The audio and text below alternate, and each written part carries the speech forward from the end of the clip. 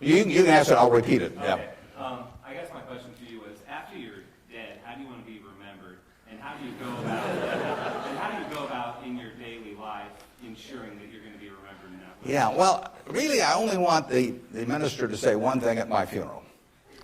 If he gets up there, and they play a few little hymns and everything, maybe they'll play There Is No Place Like Nebraska. That'd be great.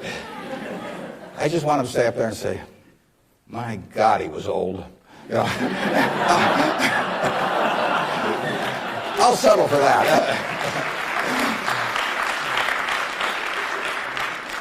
But the truth is that, to some extent, Berkshire is my creation. So I would like people, to the extent that people regard that well, that's what counts. I mean, that's my painting. And I hope that people look at, I've been running now for almost 38 years, just about 38 years exactly, and it means I only got another 30 or 40 to go. And I hope that we have done some things differently than other corporations. We've operated on a different model. And I hope two things about it, actually. I hope, A, that people realize that model works and why it works and so on, because it does conflict with certain management theory over the years. And secondly, the important thing is that it lasts well beyond me. I was down at Walmart 6 months ago and talked to their management group, and I had a great time. What is really astounding, I voted for Walmart as the most admired company in the country last year. That's where my vote went. It was astounding what Sam Walton built, starting in Bentonville, Arkansas with a pickup truck, taking on J.C. Penney and Kmart and Sears and all of these people with no money, no real estate, no preference with vendors, no credit card list, anything. He just took them on, and of course he just ran away from them. But the really impressive thing about Walmart is that Sam died about 11 years ago, and there had been no momentum lost. I mean, what he instilled in that company, nobody else could have built it like Sam, but David Glass first and Lee Scott now as the CEO, they have kept that company with its special culture going at full steam ever since. And that's really what I hope happens with Berkshire, and I've tried to think about ways to make that happen. But the real test will be if 10 or 20 years after I die, that the special culture that I think is part of Berkshire is not only just as strong as ever, but even stronger.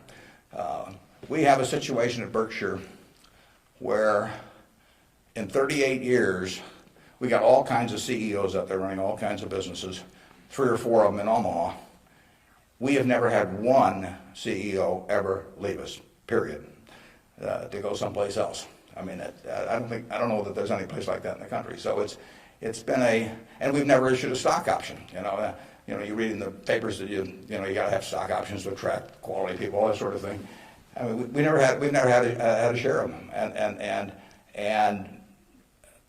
in the end, I don't know how many dozens of managers we're talking about, but no one has ever left for another job, and some have been offered way more money.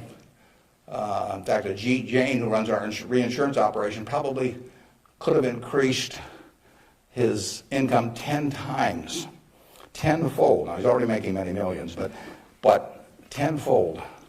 But he doesn't want to leave. And that is the culture that I hope we can maintain, and that's what I'd really like to be. If I've done anything to contribute to that, continuing after I die, that would be terrific. Of course, I actually plan to keep managing Berkshire after I die. You have to understand that. I have given all the managers Ouija boards. I've got these dark rooms they're going to go into, and I'll be there.